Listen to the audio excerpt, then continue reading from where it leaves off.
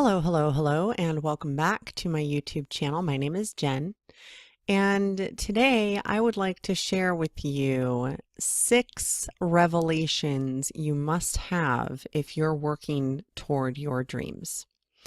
And one of the big reasons why I am recording this now, and I'll probably do another one as I learn more, but one of the big reasons is because I've been having one epiphany and one revelation after another. Like the last year has been literally just boom, boom, boom, boom, boom, inspiration flashes, along with chaos and hardship and insanity going on. But the revelations were there too, and they just keep coming. So for those of you who don't know or aren't familiar, a spiritual awakening process can often lead to life breaking down. And if you are working toward anything in particular, toward a dream in particular, toward something that is maybe slightly different, maybe you started a business, maybe you're writing a novel, maybe you're studying, maybe you're completely called and inspired and drawn to do this, like it's pulling you. It's not even just something that you do, it's something that you can't live without, yeah? If this is something that you're doing to try and make money with and really focusing on and really putting in the work for, the daily effort in order to build momentum, right? Then a lot of times your old life will fall apart to make room for the new one. And it looks terrifying, to be perfectly honest. It looks absolutely terrifying. And some people will get it, some people won't. However, these are 6 of the revelations that I had along my journey, and I'll be doing a follow-up video with another 6 I already have planned out. This literally came to me in like 20 minutes today. So again, another inspired action, something that I'm called to do, that I'm drawn to do, not something that I'm doing in order to make money. Yeah. So the first 6 revelations that you have to have in order to work toward your dreams. Okay. It doesn't matter what the dream is. It really does not. I have some incense burning, so I've got the window open. So there might be a little bit of background noise. I'm very sorry about that, but I have to have the window cracked a little bit. Anyway, but these are 6 revelations you have to have if you're planning to work toward your dreams, and that you probably will have along the way on your own if you keep going, right? So, number 1, talent does not get you anywhere by itself. As a matter of fact, talent means all of jack and shit unless you have the perseverance to back it up and the skill set that complement your talents. So literally, this is why you see so many singer-songwriters who now also are their own producers, right? Or why you see so many authors who are also self-publishers, right? Or so many YouTubers who are also musicians and make their own music videos. It's all these skills that you can build around your talent, around your dream that you want to work towards. And if you don't build those skills, well, then your talent alone is not going to get you anywhere. Back in the day, it used to be we were waiting to be discovered, right? We were waiting to be discovered by a talent scout or an agent or something like that. And it just doesn't work that way anymore. It really doesn't. You can't just be in the right place at the right time and land a recording deal or a book contract. You know what I mean? It just doesn't work that way anymore. So now, literally what's happening is everybody has to kind of make their own way.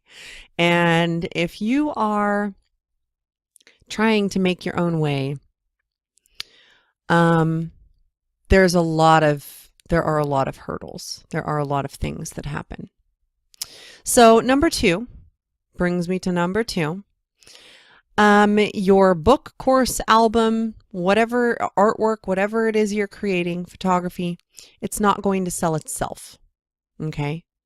You have to have a marketing plan. You have to have some kind of method of promotion and sharing, or you have to just be so good that all your stuff goes viral, which, you know, some people are really that good, but in order for something to go viral, it has to be shared by a huge amount of people, massive, right?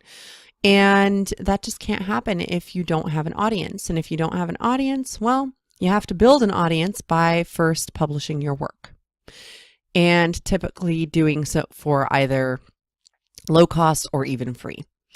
So this is where a lot of people struggle, because you don't want to give your work away for free. You know what I mean? It's almost a little painful. It's almost like a slap in the face. Like, why am I giving this away for free? It took me like 500 hours to create this. What the fuck? You know? However, giving some of your work away for free will grow your audience, and it will build your audience. And that's kind of what the point is. You know, before you can see massive success, you have to start out as the little guy. You got to be the underdog first, you know? Number 3, nobody in the industry of, you know, publishing and fame actually knows what's going to sell. Nobody can predict that. They can tell you until they're blue in the face, oh, well, this isn't going to sell, and this is, and blah, blah, blah. They don't actually know. It's all a bunch of hoopla and a bunch of lies to try and get you to buy whatever they're selling. So the market is completely unpredictable, which is a huge part of the reason why, especially in the publishing industry nowadays, the big 5, the big publishers who work with famous authors, they always, and even like smaller publishers who are following the traditional model where they have to invest in you, they prefer if you already have an audience and if you already have work out there, self-published work. You know, they are not really interested in people who don't know how to build an audience and who don't know how to promote themselves, because that's a huge part of being an author. And as unfair as it is in the publishing industry to expect the author to do everything, even after writing the book, you know what I mean? Because writing in and of itself is a lot of work. However, every single publisher that you come across will expect you to do at least some of your own marketing and your own promotion. So it is highly advisable to start building your audience. And again, the best way to do that is through giving certain things away for free. Now, the cool thing is if you are someone who has been creative and done creative work for most of your life, especially your teenage years where you're super angry and super inspired and super passionate and everything is super intense, you can take some of that work and use that. I just realized I have an entire body of work, about 23 journals full of poetry of various different kind of altered pages that are art and like crafts and poetry at the same time. I have probably about a good 20 to 30 songs written, and with the poetry I have lyrics for probably a good 150 songs, you know. And that's not even counting what else I can still extract from myself. So if you have been a creator for most of your life, then I'm sure that you can find some other things lying around that you may be able to revisit, revise, do something with, share your stories. You know what I mean? It's a pretty cool thing. It's a pretty cool idea. And if it, just use your discernment, you know what I mean? If it still applies today, if the work is still good, you know, which most of the time it probably is, if it doesn't have like, if it's evergreen, you know, then you should be able to still use it, you know, with some tweaks. So that brings me to number 4. And this is a big one. Your attitude is everything. And it is very easy to fall into a negative attitude. too easy, which is why it takes some mental discipline to not, you know. Law of attraction dictates that like attracts like. So if I have the attitude of my work sucks or it's not good enough, nobody's going to like it, then guess what? That's the attitude that I'm attracting. If I have the attitude that my books are all going to be pirated and I'm not going to make any money, then that's what will attract into my life, right?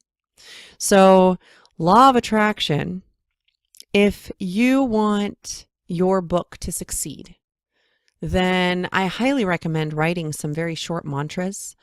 Some of the mantras that I've used in the past that aren't specific to writing, but some of the ones that I've used in the past and that I still continue to is, I have all the time in the world, meaning I can spend all my time creating and it's going to be fine. I am following my bliss, which means also that abundance will come. You can also say something like, everyone loves my work. I love my work. People connect with what I do on a regular basis. My outreach changes lives, that sort of thing. If you tell yourself these things, like if you meditate, for example, that's a really, really perfect time to do this. And just focus on the positive aspects, right? Like, especially while you're working on your writing also, make sure that you appreciate your own work, right? Don't beat yourself up if you don't write 3,000 words in a day or something. Just remember that inspired action is a lot more effective and will reach a lot more people than forced action. So if you're forcing yourself, then it's probably not the right way to go, you know? So that brings me to number 5, which is persistence, consistent marketing, and smart advertising, right? Working smarter, not harder, and keeping it simple is very, very important. So I used to study marketing and I used to just read and go over everything that I possibly could, anything that I could get my hands on. I had clients that I was writing for and that I was working for and creating content for. And I was using all my creativity and all my content creation to create things for other people. So unfortunately, fortunately and unfortunately, fortunately, this taught me a great deal about all sorts of different topics and all sorts of different marketing tactics and methods and what have you. But unfortunately, I was just little old me by myself, like I am right now. And it doesn't really make sense for you to focus your marketing efforts on like 18 different things. You know what I mean? So my recommendation to you is to do some research on what works for books, right? What works well for books? What functions well for books? You know what I mean? And choose like 3 to 5 activities that you do on a very regular, consistent basis, maybe that you even enjoy. Blogging could be one. I love creating video blogs. I absolutely adore it. And then I have the content. It's there. I can share it over and over and over and over. And that's kind of been my thing lately. Like, instead of trying to kill myself, trying to do everything, a focused effort and inspired effort and persistent, consistent effort is very, very good. And then if you do want to do ads, my recommendation is to do an ad on Amazon and or ads on Pinterest, Twitter, or Facebook. And depending on your genre and what your book's about and what you're working on and blah, blah, blah, you can tweak it and try a few different things. I would leave an ad running for a minimum of like a week, maybe 2 weeks, and see how it does, see how far it reaches, and then maybe tweak it and try some different wording or try something else. There's tons of research that you can do. Tons. And there's tons of free resources out there too.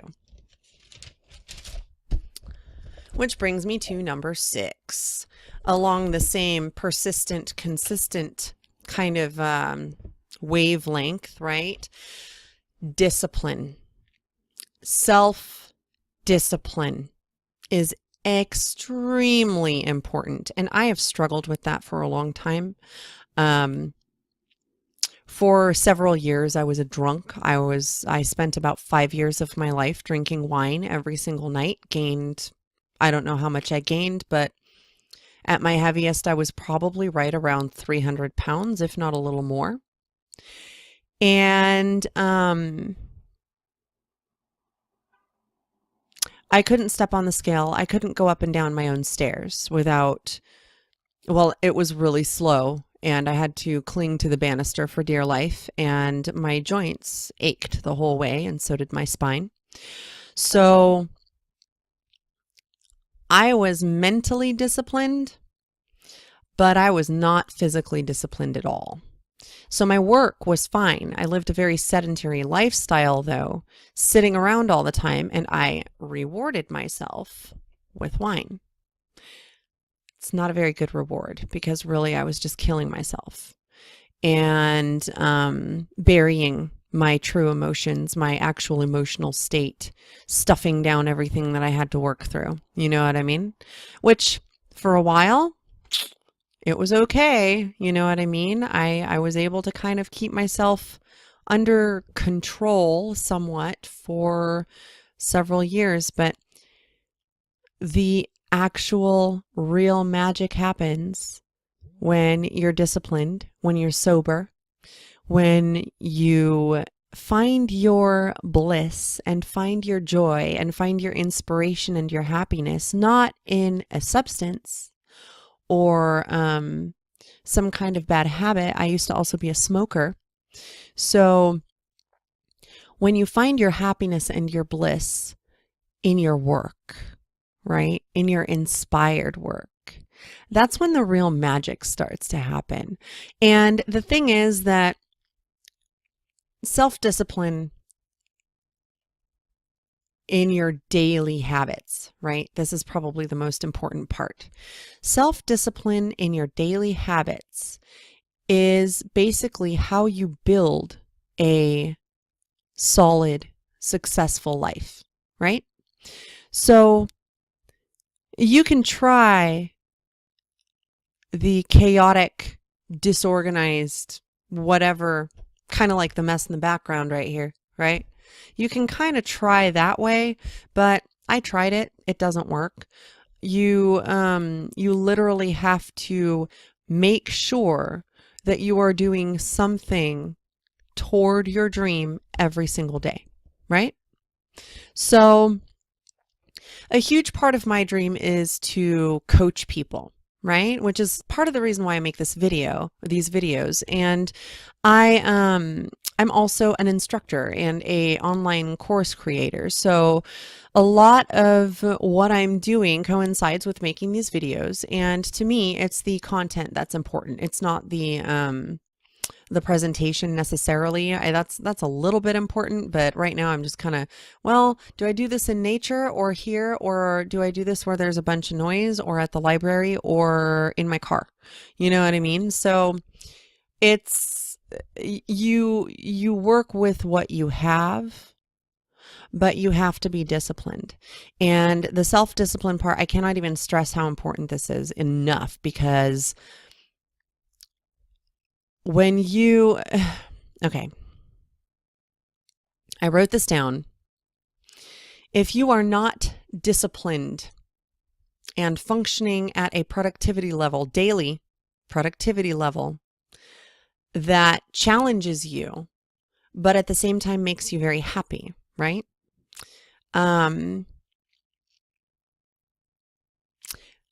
you probably won't be able to handle the responsibilities and or challenges and or requirements of anything successful, right?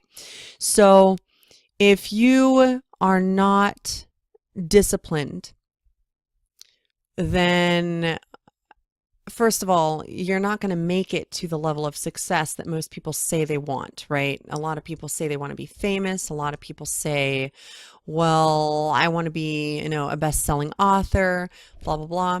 Well, if you don't do the daily work in all aspects and make those daily disciplinary things habits. And discipline is such a nasty word. Like, people hate that word, but it's really not such a bad thing. My day right now consists of, I wake up when I wake up, and I get up and I start the coffee, and then I go do yoga, and then I meditate for a few minutes, right? Guided meditation, easy peasy, very simple. I breathe. I run through a mantra or a couple mantras even.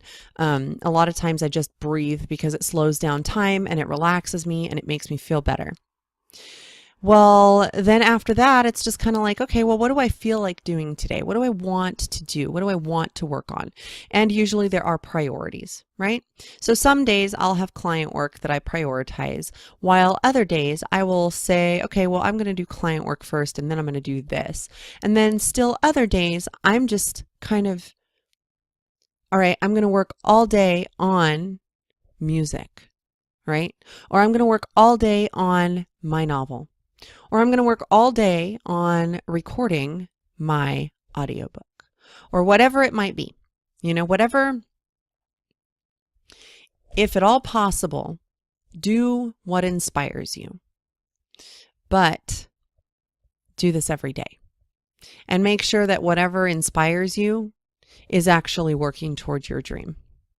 Or just do what inspires you, and who knows, maybe it'll go somewhere crazy. You know what I mean? Like, sometimes things like that happen. Actually, a lot of times things like that happen when people start following what they really want to do rather than doing what other people tell them they should do with their lives. The money is a byproduct. Now, if your goal is only money, then you might make money, yeah, but you're going to be killing yourself and you'll burn out very quickly. Now, if your goal is to do what you love and help people, connect with people, touch people's lives, the money will come. And I'm going to tell you, just to be very open and transparent and straight up with you, that this is not something that I have seen quite yet, but I know it's coming. And this is another law of attraction aspect. I have absolute, unwavering faith in myself, in my ability to attract and manifest the things that I need in life, as well as having faith in Source, in God, and knowing that despite all this hardship, I'm homeless right now. You know what I mean? I'm kind of couch surfing with 2 teenage daughters, and there's a lot of family drama going on. There's a lot of hardship going on. There's a lot of fucked up behavior on a lot of people's parts, and stealing, lying, manipulation tactics, all sorts of fucked up stuff. And yet, here I am. And I know what my talents are. I know what my skills are, and I have absolute faith in myself. I started this journey creating online courses 1 year ago, and I'm getting ready to launch my online academy. I have created 3 courses so far and have an idea for a 4th. And they're all going to get launched at the same time, all at different price points, all with coinciding journals even. And I have a whole other idea for a whole other school that's more focused on healing, on emotional healing, because that's something else that I'm very, very passionate about. So all of these ideas and all of these inspired things that come to you, My problem was always I have too many ideas. Well, I had to sober the fuck up in order to make them happen. And now that I am, everything in my life that's going to hold me back in the future, or that may continue to hold me back, or that may be a distraction, is completely falling away.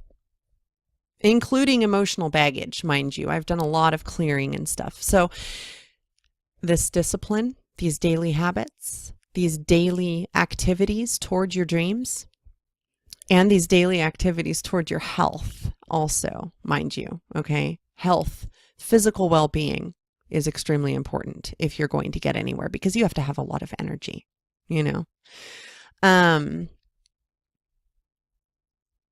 This is probably one of the most important parts, is the discipline. And that's going to be all I say for this video. Hang on.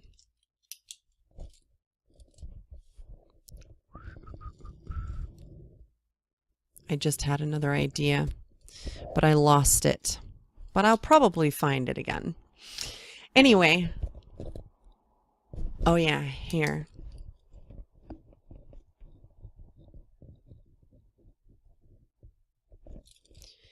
So, along the lines of discipline, I am going to add this because this is, I feel, extremely important and something that I've been experiencing a lot of within my own self, right? So a huge part of accomplishing anything is doing inner work, doing work on how you talk to yourself, how your thoughts are, whether you're thinking positively or negatively. Are you dragging yourself down, or are you bringing yourself up? Are you bringing negativity and hatred into the world, or are you bringing positivity and light into the world, you know?